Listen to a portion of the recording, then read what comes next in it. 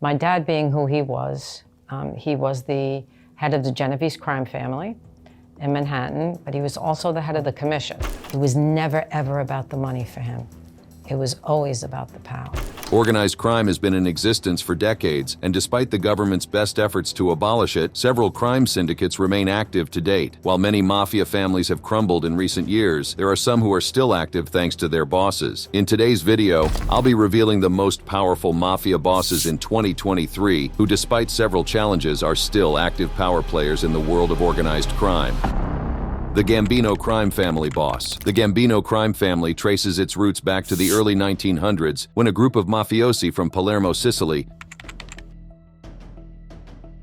Lupo and his partner, Giuseppe Morello, quickly established themselves as formidable figures in the criminal underworld. However, their reign was cut short when they were imprisoned in 1910, leaving a power vacuum in the East Harlem gang scene. Stepping into this void was Salvatore Toto D'Aquila, a charismatic and ambitious gangster who would become a central figure in the formation of the Gambino crime family. D'Aquila's gang, known for its ruthlessness and cunning, soon became one of the most powerful Italian gangs in New York City. As the years went by, other Italian gangs began to form in the city, each vying for power and control. However, it was D'Aquila's gang that emerged as a dominant force, thanks to his strategic alliances and shrewd business dealings. With his influence expanding, D'Aquila's gang laid the foundation for what would eventually become the Gambino crime family. In the 1930s, a brutal war erupted between the Castellamarese gang, led by Salvatore Maranzano, and the Masseria gang, led by Joe Masseria. This bloody conflict, known as the Castellamarese War, would forever shape the future of organized crime in America. The war came to a head in 1931 when Maranzano emerged victorious and established himself as the boss of bosses. Seeking to bring stability to the criminal underworld, Maranzano formed the Five Families and created a commission to mediate disputes between them.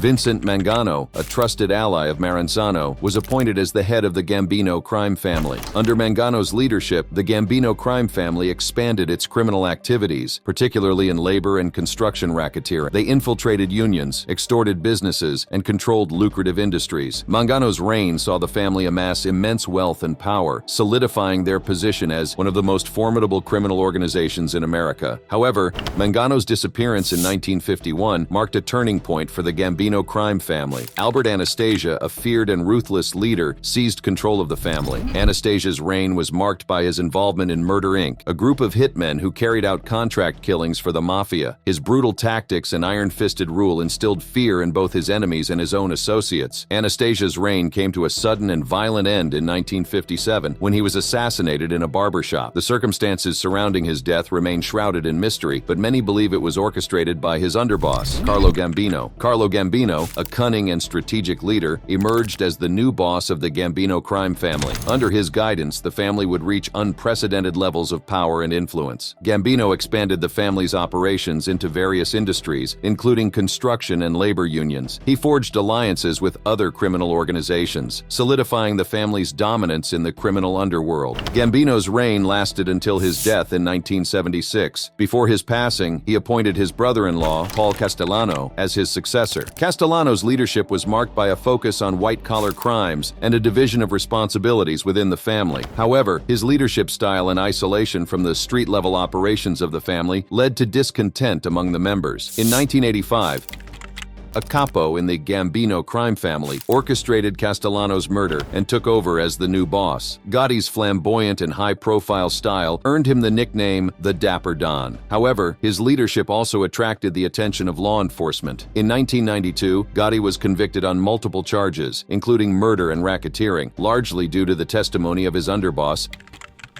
Gotti's conviction marked the end of an era for the Gambino crime family. Gotti's charisma and charm endeared him to many, particularly those who saw him as a modern-day Robin Hood fighting against a corrupt system. He cultivated an image of a man of the people, someone who understood the struggles of the working class and was willing to stand up against the establishment. However, behind the glamorous facade, Gotti was a ruthless and cunning leader. He maintained control over the family through fear and intimidation, eliminating anyone who posed a threat to his power. Gotti's reign was marked by a series of high-profile murders and acts of violence, solidifying his reputation as a formidable and dangerous figure. Following John Gotti's downfall and imprisonment, the Gambino crime family faced a changing landscape and a decline in its power and influence. With Gotti behind bars, the family had to adapt to a new reality. Peter Gotti, John Gotti's brother, assumed control of the family after his brother's imprisonment. However, Peter's leadership was marked by a decline in the family's fortunes. The Gambino crime family faced increasing pressure from law enforcement, as well as internal conflicts and power struggles. In 2005, Nicholas Little Nick Carrozzo was recognized as the boss of the Gambino crime family, with his brother Joseph Carrozzo serving as the family consigliere.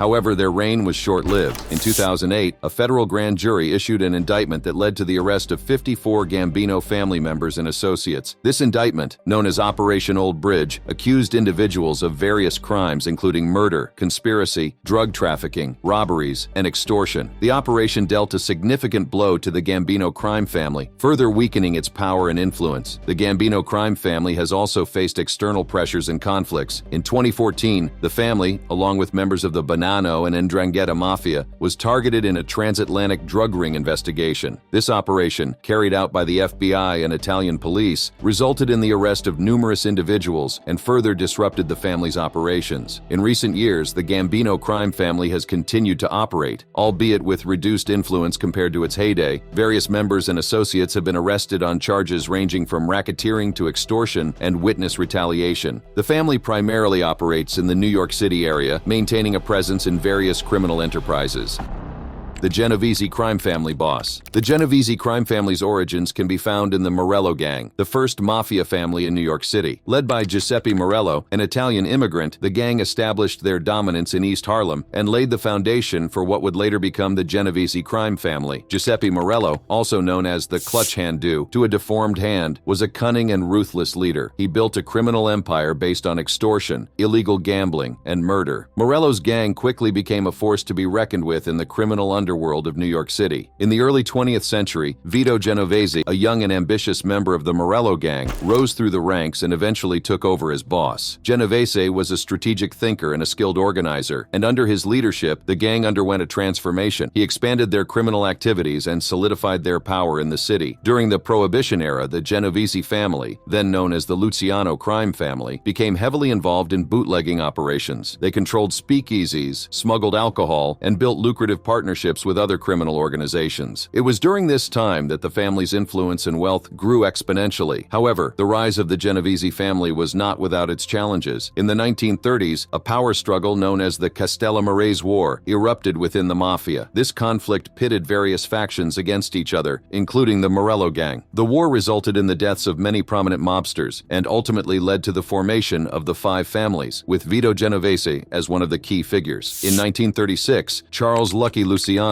a prominent mob boss, was convicted of running a prostitution ring and sentenced to prison. This created a power vacuum within the Luciano crime family, and Vito Genovese stepped in as the acting boss. However, fearing prosecution for murder, Genovese fled to Italy in 1937, leaving Frank Costello as the acting boss in his absence. During his time in Italy, Genovese maintained control over the family through his trusted associates and continued to exert influence over their criminal activities. He remained a powerful figure in both the criminal and legal business interests of the family. In 1957, the family was renamed the Genovese crime family in honor of Vito Genovese's leadership. However, his reign was not without controversy. Genovese attempted to have Frank Costello, his former ally, murdered and participated in the plot to kill Albert Anastasia, a powerful mobster and one of Costello's key associates. Genovese's control of the family was subdued but not extinguished when he was arrested in 1958. He was convicted on drug trafficking charges and sentenced to prison, where he would spend the rest of his life. Despite his absence, the Genovese crime family continued to thrive under the leadership of his trusted lieutenants. Over the years, the family faced internal power struggles and leadership changes. Vincent the Chin Gigante, known as the Oddfather, emerged as a prominent boss in the 1980s. He feigned insanity to avoid prosecution and successfully confused law enforcement about the true leaders of the family. However, Gigante was eventually convicted and sentenced to prison. After Gigante's death, the family went through a period of uncertainty regarding its leadership. Currently, Daniel "Danny the Lion" Leo is believed to be running the day-to-day activities of the family, with Gerardo Jerry Catina and Philip Benny Squint Lombardo playing significant roles. However, the family's leadership structure remains secretive and difficult to ascertain. Throughout its history, the Genovese crime family has maintained a strong presence in New York City, with additional territories in New Jersey, Massachusetts, Connecticut, South Florida, Las Vegas, and Los Angeles. They have been involved in various criminal activities, including racketeering, murder, labor union infiltration, extortion, illegal gambling, and drug trafficking. The family's secretive nature and adherence to the Code of Omerta, which emphasizes secrecy and non-cooperation with law enforcement, have made it difficult for authorities to gather intelligence on their activities and leadership. Despite facing numerous legal challenges, including high-profile trials and convictions, the Genovese crime family has managed to maintain its power and influence. With an estimated 300 made members and over 1,000 associates, the Genovese crime family is considered the most powerful mafia family in the United States. Their ability to adapt to changing times, utilize technology, and engage in white-collar crimes such as extortion, loan sharking, and gambling has allowed them to remain relevant and formidable in the world of organized crime.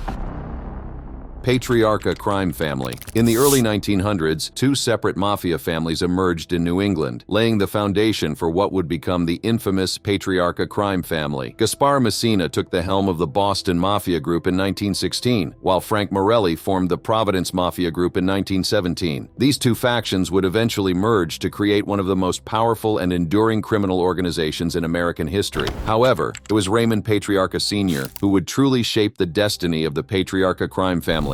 Taking over as the boss in 1954, Patriarca was a force to be reckoned with. Known for his strict leadership and unwavering control, he relocated the family's base of operations to Providence, Rhode Island, solidifying their presence in the New England region. Patriarca was not one to work in isolation. He formed strong relationships with the powerful New York-based Genovese and Colombo crime families, forging alliances that would prove crucial to the family's success. These connections allowed the Patriarca crime family to expand their reach and influence beyond the borders of New England. Under Patriarca's leadership, the family engaged in a wide range of criminal activities: racketeering, gambling, murder, narcotics, waste management, robbery, loan sharking. The Patriarca crime family had their hands in every illicit venture imaginable. They were a formidable force, controlling organized crime in Boston and Worcester, Massachusetts, while the Genovese family held sway over other areas in New England. Patriarca's influence extended even further. He had investments in Las Vegas casinos, a testament to his power and reach within the criminal underworld. His position on the Commission, the governing body of the American Mafia, solidified his status as a major player in the world of organized crime. The Patriarca crime family's involvement in various criminal activities allowed them to amass great wealth and power. They operated with ruthless efficiency, ensuring that their grip on the underworld remained unchallenged. Raymond Patriarca Sr.'s leadership was marked by an iron fist, and those who dared to cross him faced severe consequences. After the death of Raymond Patriarca Sr. in 1984, the Patriarca crime family faced a period of decline and internal turmoil. The loss of their formidable leader left a void that would prove difficult to fill. The family encountered a series of challenges that threatened to dismantle their once unassailable empire. One of the major obstacles the Patriarca crime family faced was legal prosecution. Law enforcement agencies were relentless in their pursuit of justice, aiming to dismantle the criminal organization from within. The family found themselves under intense scrutiny, with numerous members facing indictments and trials. Internal violence also plagued the family during this tumultuous period. Power struggles and rivalries erupted as different factions vied for control and dominance. The absence of a strong and unifying leader allowed these conflicts to escalate, further weakening the family's foundation. In the wake of Raymond Patriarca Sr.'s death, various individuals stepped up to assume the role of boss. Frank Salemme and Luigi Minocchio were among those who took turns at the helm, attempting to maintain the family's power and influence. However, their reigns were marked by instability and internal strife. Despite their efforts, the Patriarca crime family faced challenges from rival factions and relentless law enforcement agencies. The family's grip on power began to slip, and their once unassailable empire started to crumble. It seemed as though the glory days of the Patriarca crime family were coming to an end. Suddenly, the tides began to turn in their favor in the late 2000s. The family experienced a resurgence, with power shifting back to the Boston faction, breathing new life into the organization. Leading the charge was was Peter Limone, who emerged as a prominent figure within the family. Limone, known for his shrewdness and strategic thinking, played a pivotal role in revitalizing the patriarcha crime family. Under his leadership, the family began to regain its strength and influence. However, it was Carmen D'Annunzio, also known as the Cheese Man, who would ultimately take the reins as the boss of the patriarcha crime family. D'Annunzio, a seasoned and respected member of the organization, proved to be a formidable leader. His rise to power marked a significant turning point for the family. With D'Annunzio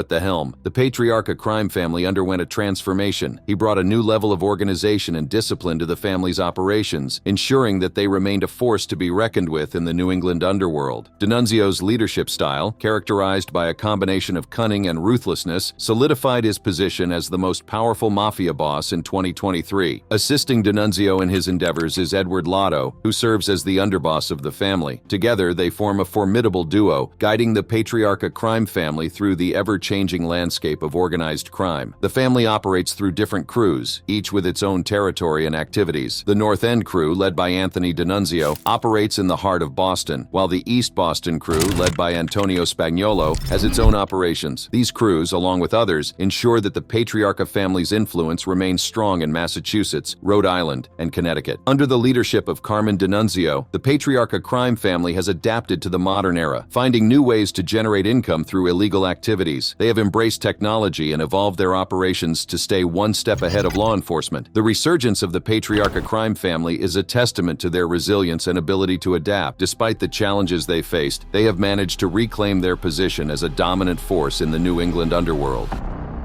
Buffalo crime family. The Buffalo crime family, also known as the Magaddino crime family, one of the most notorious Italian-American mafia groups in the United States. From its humble beginnings to its rise as a formidable force, the Buffalo crime family has left an indelible mark on the criminal underworld. Join us as we explore the origins and evolution of this infamous organization. The roots of the Buffalo crime family can be traced back to the early 1900s when Angelo Palmieri emerged as the first mafia boss in Buffalo. Known as Buffalo Bill, Palmieri hailed from the Sicilian town of Castellammare del Golfo. In 1910, he laid the foundation for what would become a powerful criminal organization, operating primarily in the Buffalo-Niagara Falls metropolitan area and southern Ontario, with additional territory throughout upstate New York and northwest Pennsylvania. The Prohibition era, which began in 1920, proved to be a turning point for the Buffalo crime family. It was during this time that Stefano Magaddino rose to power and became the boss of the organization in 1922. Magaddino, also known as the Undertaker, was born in Castellammare, Sicily, and had a reputation for ruthlessness and cunning. He quickly established himself as a force to be reckoned with in the criminal underworld. Magaddino's influence extended beyond Buffalo. He became an influential member of the Castellammares clan and an original member of the Commission, the governing body of the American Mafia, in 1931. His connections and strategic alliances allowed the Buffalo crime family to expand its operations and gain power throughout the region. The Buffalo crime family thrived under Magaddino's leadership, particularly during the Prohibition era when bootlegging became a lucrative enterprise. Magaddino capitalized on the demand for illegal alcohol, allowing the Cleveland Syndicate and Mo Dalitz's Big Jewish Navy to transport their contraband through Buffalo to Canada. Magaddino's control over this lucrative operation solidified his power and influence within the organization. Magaddino's reign as the boss of the Buffalo crime family lasted for several decades, during which the family became deeply involved in various criminal activities: extortion, bookmaking, drug trafficking, loan sharking, gambling, racketeering, labor racketeering, conspiracy, and murder became the family's bread and butter. They operated with a level of sophistication and ruthlessness that struck fear into the hearts of their rivals and the general public alike. However, the Buffalo crime family faced its fair share of challenges. In the 1960s, internal conflicts led to factionalism within the organization, weakening its unity and power. Despite these divisions, the family continued to operate, albeit with some setbacks. The Todaro family, led by Joseph E. Lead Pipe Joe Todaro Sr., emerged as a prominent force within the Buffalo crime family in the early 1980s. Joseph Todaro Sr., a respected and feared figure in the criminal underworld, took the reins of the family and guided it through turbulent times. His leadership and strategic alliances ensured the family's survival and continued influence. In 2006, Joseph A. Big Joe Todaro Jr., the son of Joseph Todaro Sr., succeeded his father as the boss of the Buffalo crime family. Known for his shrewdness and business acumen, Tadaro Jr. has continued to steer the family through turbulent times. His leadership has ensured the family's survival and adaptability in an ever-changing criminal landscape. The Tadaro family's control over the Buffalo crime family has been marked by both triumphs and setbacks. Legal challenges and arrests have tested their resolve, but they have managed to maintain their operations and influence. Despite reports of the family's decline, they remain active and influential in the underworld. Today, Joseph A. Big Joe Tadaro Jr. is widely regarded as the most powerful mafia boss in 2023. Under his leadership, the Buffalo crime family continues to engage in various criminal activities, maintaining its stronghold in the Buffalo-Niagara Falls metropolitan area and southern Ontario, with additional territories throughout upstate New York and northwest Pennsylvania. The Buffalo crime family's connections with other mafia families, such as the Bufalino crime family, Chicago outfit, Five Families, Musitano crime family, Lupino crime family, Papalia crime family, and Rochester crime family, have further solidified its influence and reach. However, the family also faces rivalries with the Rizzuto crime family, Sederno Group, and other gangs in the Buffalo area.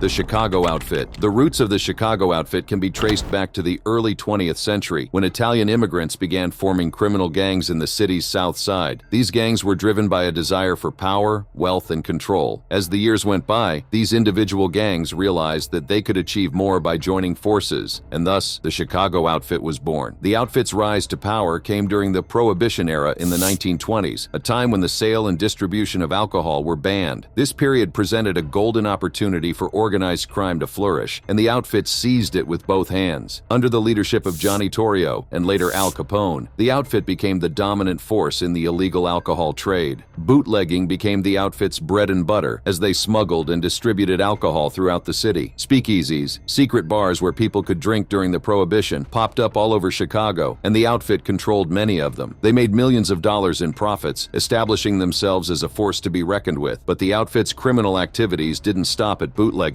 They were involved in a wide range of illegal enterprises, including racketeering, gambling, prostitution, extortion, political corruption, and even murder. They had their hands in every illicit pie, ensuring that they had a firm grip on the city's underworld. The outfit's power and influence extended far beyond the borders of Chicago. They formed alliances with other criminal organizations across the country, such as the Cleveland Crime Family, Denver Crime Family, Detroit Partnership, Five Families, Kansas City Crime Family, Los Angeles Crime Family, Milwaukee Crime Family, New Orleans Crime Family, Patriarcha Crime Family, Philadelphia Crime Family, San Francisco Crime Family, and St. Louis Crime Family. These alliances allowed the outfit to expand its reach and influence, making it one of the most powerful and largest criminal organizations in the Midwest. One name that is most attached to the outfit is Al Capone. Known as Scarface, Capone rose to power during the Prohibition era, becoming the de facto leader of the outfit. His reign was marked by violence, corruption, and immense wealth. Capone's control over the illegal alcohol trade made him one of the most powerful and feared men in Chicago. But Capone's reign was not without its challenges. The North Side Gang, led by George Bugs Moran, posed a significant threat to Capone's dominance. The rivalry between the outfit and the North Side Gang culminated in the infamous St. Valentine's Day Massacre in 1929, where 7 members of the North Side Gang were brutally murdered. While Capone was suspected of orchestrating the massacre, he was never convicted. Capone's downfall came in 1931 when he was convicted of tax evasion. He was sentenced to 11 years in federal prison and was ultimately stripped of his power and influence. Despite his imprisonment, Capone's name and legacy have endured, solidifying his place in the annals of organized crime history. Following Capone's imprisonment, Frank Nitti took the reins of the Chicago outfit. Nitti was known as Capone's right-hand man and was instrumental in maintaining the outfit's operations during Capone's absence. Under Nitti's leadership, the outfit continued to thrive, expanding its criminal enterprises and solidifying its control over Chicago. However, Nitti's reign was cut short when he died by suicide in 1943. This marked a turning point for the outfit as a new generation of leaders emerged to take the helm. Paul Ricca, also known as the Waiter, became one of the key figures in the outfit's leadership. Ricca was a master strategist and played a crucial role in steering the outfit through a period of transition and increased law enforcement scrutiny. The outfit's leadership continued to evolve over the years, with Tony Accardo emerging as one of the most influential bosses. Accardo, also known as Joe Batters, was a shrewd and calculating leader who maintained a low profile while wielding immense power. Under Ricardo's leadership, the outfit expanded its criminal activities, diversifying into new ventures and adapting to the changing times. Ricardo's reign lasted for several decades, and he was succeeded by Sam Giancana, a charismatic and ambitious leader. Giancana's tenure was marked by his close ties to the political world, as he cultivated relationships with influential figures, including President John F. Kennedy. However, Giancana's involvement in the Kennedy assassination conspiracy ultimately led to his downfall, and he was murdered in 1975. The Chicago outfit continued to face challenges and power struggles in the years that followed. However, one name that has emerged as the current boss of the outfit is Salvatore Sali di De Laurentiis. De Laurentiis, an 83-year-old mobster, is considered a seasoned leader with extensive experience in the criminal underworld. He took over the reins of the outfit following the death of the previous boss, John No-Nose DeFranzo, in 2018. De Laurentiis, known for his low-key and discreet approach, has managed to navigate the ever-changing landscape of organized crime. With his wealth of experience and cunning, he leads the outfit into the future, ensuring its survival and adaptability in an increasingly complex world. Throughout its history, the outfit has faced numerous challenges, including gang wars and power struggles. But unlike other Mafia factions, the outfit has managed to remain a unified faction since its inception. This unity has been a key factor in their longevity and ability to withstand law enforcement pressure. However, in recent years, the outfit has faced increased scrutiny and attrition from law enforcement. The authorities have been relentless in their efforts to dismantle the organization, leading to the arrest and conviction of many of its leaders and members. This has resulted in a gradual decline of the outfit's power and influence.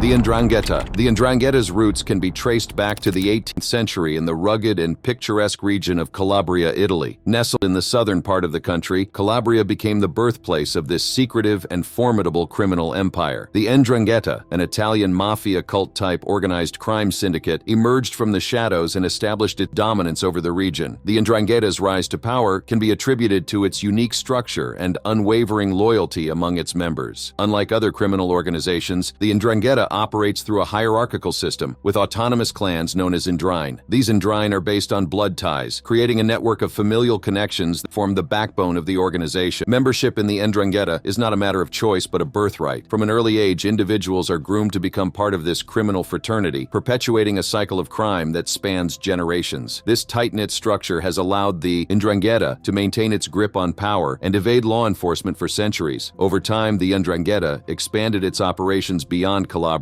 establishing branches in various countries around the world. From Albania to Argentina, Australia to Belgium, Brazil to Canada and beyond, the 'Ndrangheta's reach knows no bounds. This global presence has enabled the organization to diversify its criminal activities and amass unimaginable wealth. One of the 'Ndrangheta's most lucrative ventures is drug trafficking, particularly in Europe, where it has established a near monopoly. The organization controls a significant portion of Europe's cocaine trade, generating billions of euros in revenue. This immense wealth has allowed the 'Ndrangheta to infiltrate legitimate businesses, launder money, and expand its influence across various sectors. But the 'Ndrangheta's criminal activities extend far beyond drug trafficking. The organization is involved in arms trafficking, money laundering, racketeering, extortion, loan sharking, and even prostitution. Their criminal empire is built on a foundation of fear, violence, and corruption, allowing them to maintain control over territories and influence local and national politics. The 'Ndrangheta's strong ties with South American cartels have further solidified its position in the criminal underworld. Through these alliances, the organization has secured a steady supply of drugs and established a global network that spans continents. This international reach has made the 'Ndrangheta a force to be reckoned with, capable of influencing events far beyond the borders of Calabria. In 2013, it was estimated that the 'Ndrangheta made a staggering 53 billion euros, accounting for at least 3% of Italy's GDP. This immense wealth has allowed the organization to infiltrate legitimate businesses, corrupt officials, and exert control over the economy and governance in Calabria. Despite the efforts of law enforcement agencies, the 'Ndrangheta continues to thrive, adapt, and expand its criminal empire. Its ability to evade capture and maintain a code of silence known as omerta has made it a formidable adversary. One of the most notorious leaders in 'Ndrangheta history is Antonio Macri, also known as Z and Tony. Macri was a powerful figure in the early 20th century and played a significant role in expanding the 'Ndrangheta's operations. He was known for his ruthless tactics and ability to maintain control over the organization.